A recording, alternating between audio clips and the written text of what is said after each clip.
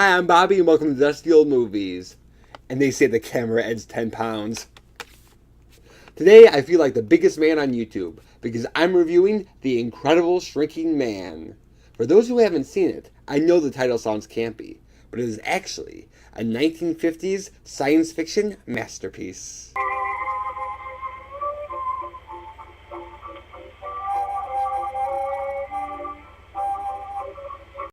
In 1953, the young science fiction writer Richard Matheson was at the movies, seeing the musical comedy Let's Do It Again. And in one of the scenes, Ray Milland is angry and is leaving the girl's apartment in a huff. And he grabs the wrong hat. And he puts it on, and it's too big for him, so it goes down over his ears. And Richard Matheson immediately thought, what if that was the right hat and that happened? So he started writing the novel, The Shrinking Man. Every day, he would go down to the basement to work on it. And he used that basement and all of its details, including the spider in the corner, as the main setting for his story. Universal bought the film rights. Richard Matheson insisted on doing the screenplay, but master science fiction director Jack Arnold told Matheson to restructure his story, which was originally told through a series of flashbacks, into a more traditional narrative, so that they could slowly build an atmosphere. Jack and his team spent 8 months working on the special effects, which included traveling matte shots, rear screen projection, split screen, and other camera tricks, as well as more basic techniques, like building oversized props. One of the biggest challenges was when oversized drops of water had to leak out of the water heater. They tried everything, and nothing looked right. Then Jack remembered when he was a little boy and found this strange rubber thing in his dad's room, filled it with water, and then dropped it from the top of his building. So he asked the crew, does anyone have a condom? And no one really wanted to answer, but finally someone said, yes, I have one. So Jack took it, tested it, and it worked great. So they bought 100 condoms, filled them with water, and put them on this treadmill device above the set so they would drop off one by one. Now, when you make a movie, you have to itemize every bill. So they called Jack to the production office and asked him, what's with the bill for 100 condoms? And Jack just said, well, it's been a very tough picture, so I gave the cast a party. And that was just one of many incredible things that happened during The Incredible Shrinking Man. Scott Carey and his wife Louise are vacationing on a boat. And while Louise goes below deck to get Scott a beer, a strange mist engulfs the boat. 6 months later, Scott notices that his shirt and pants are too long, and wonders if he's getting smaller. His wife and doctor think it's in his head, but it soon becomes evident that Scott is shrinking at a slow yet consistent rate. Scott's bitterness over shrinking puts a strain on their marriage, and the medical bills, and Scott not being able to work puts a strain on their finances. So he sells his story to the newspaper. Eventually, Scott is so small that he's living in a doll's house. And while Louise is out, the cat attacks him. As Scott tries to escape, he falls into the cellar. No one can hear him, and no one knows he's down there. So on his own, he must fight for his life. The Incredible Shrinking Man is an incredibly exciting movie with a cat and a spider. But what impressed me so much was how seriously it takes its premise. The first half hour focuses on what happens when a man, specifically a man of the 1950s, starts to shrink. It shows what happens physically. He starts to look different. He has to go to medical specialists, and he becomes a media curiosity. But it also shows what happens psychologically. In the 1950s, the male gender role was a Lulu. You had to be big, strong. You're the head of the house. You're the provider. Your wife shouldn't have to work. And you had probably served in the military, which Scott did. But now Scott can't work. And his wife, Louise, is bigger and stronger than he is. She's the man. And when she's not home, the cat's the man. And it's no coincidence that Louise's nickname is Lou, a boy's name, and the cat's name is Butch. And it leaves Scott feeling shame and bitterness because he doesn't feel like a man anymore. Scott, I canceled the phone. They're going to try to get us on unlisted line sometime next week. Try? What do you mean, try? They're just gonna try, honey. There's a lot of people waiting for an unlisted line. Didn't you tell him who you're married to? The incredible Scott Carey, the shrieking freak? Oh, Scott. Use your influence, Louise. I'm a big man. I'm famous. Scott, don't. Please don't. Thankfully, I always exemplify the male gender role. Now, the book goes deeper with it, and at one point, a trucker mistakenly thinks that Scott is a child and tries to molest him. Now, this 1957 movie doesn't do that, but the theme is certainly still there. He even cheats on his wife with a little person so that he could feel like a man again. But as soon as she's taller, she's out. After the first half hour, it becomes more of an exciting science fiction monster movie, with the cat and the spider attacking him, and Scott's fight for survival in the basement, which has an atmosphere like none other.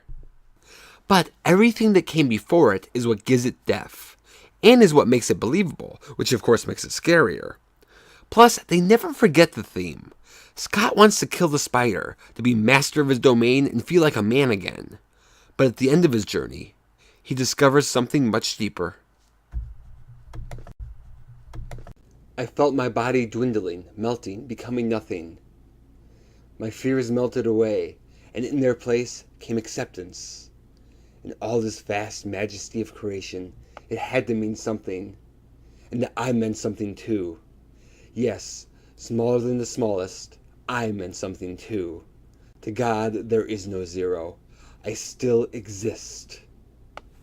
Jack Arnold wrote that himself, and it's a profound thought, both for our shrinking man and for all of us. And now let's talk about that shrinking man and the monsters that try to kill him. Grant Williams comes across as a regular 1950s kind of guy. It makes a relatable and engaging Scott Carey. He narrates the film too and has this real sincere quality to his voice. So no matter what he does or how he acts, you're always on his side because you understand his perspective. Grant's physical stamina was pushed to the limit, and while filming the scene where the water heater breaks and the basement floods, Grant was almost drowned and electrocuted. Grant never achieved the stardom he deserved, but the one who actually had a prolific career was Orangey the cat, who played Butch. Orangey was in everything, from This Island Earth to The Diary of Anne Frank to Breakfast at Tiffany's, and she even won 2 Patsy Awards, which are like Oscars for animal performers. At first, Butch is Scott's adorable and playful pet. However, after Scott has shrunk a bit, there's this very subtle shot where Scott and Butch are physically positioned as equals. It's so ominous because it shows how much Scott has lost, and because we know that Scott is going to keep shrinking and the cat will soon be the dominant one. Once Scott is so small that he's living in a doll's house, Butch sneaks in and becomes a monster. First, Scott hears a strange sound outside his wall, and then he opens the door.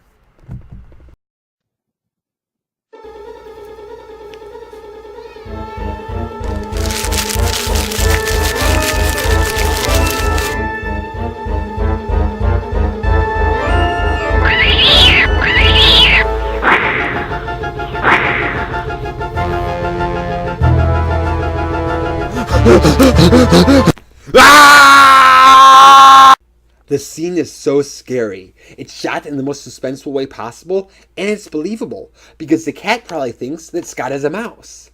It also has a bit of method acting, because in real life, between takes, Orangey liked to scratch and bite his co-stars. After it's all over, Louise sees the cat licking its lips, which is kind of funny, and I love that, because it reminds you that this is just a playful house cat. Now, after Scott falls to the cellar, we meet our antagonist for the second half of the movie. And if you thought Betty Grable had legs, you haven't seen Tamara. She had previously starred in Jack Arnold's Tarantula. She was trained, and the crew held little air jets off camera to make her go in different directions. Again, Jack Arnold goes for the suspense. First we see the spider web, so we think there might be one. Then we hear this strange rustling sound. Then this huge tarantula pops out from the drawer. and Scott watches in horror as it walks away. Now, spiders give me the creeps. They're hairy, they have fangs, and are just all around icky. Ooh. And what scares me the most is when I try to kill it, but it escapes. And it's somewhere in my room. I don't know where, but I know it's mad at me. And it's getting late, and I have to go to bed.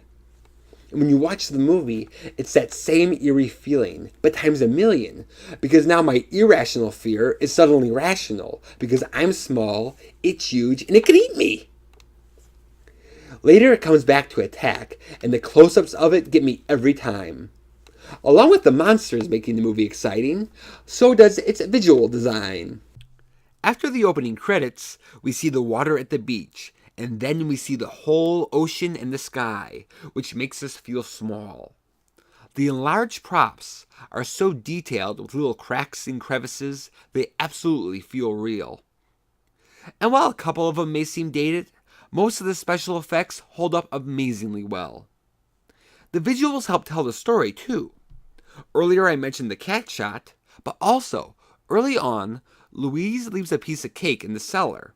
Later, this will be Scott's food source, and it could be what attracted the spider.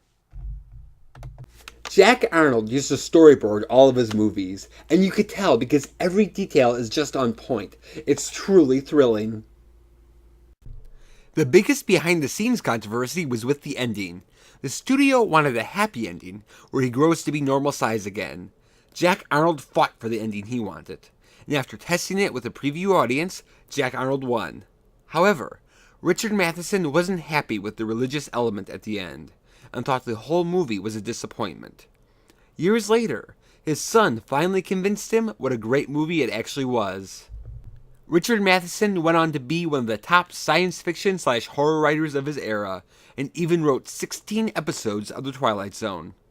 The Incredible Shrinking Man inspired several other size-related sci-fi movies, the 1981 comedy The Incredible Shrinking Woman, and Richard Matheson himself wrote an unproduced sequel where Scott's wife shrinks, called The Fantastic Shrinking Girl. The Incredible Shrinking Man was incredible in 1957, and its quality hasn't shrunk. It's intelligent, thought-provoking, scary, and fun. So I give it 4 creepy spiders out of 4. Thank you for watching Dusty Old Movies, and I hope to see you again.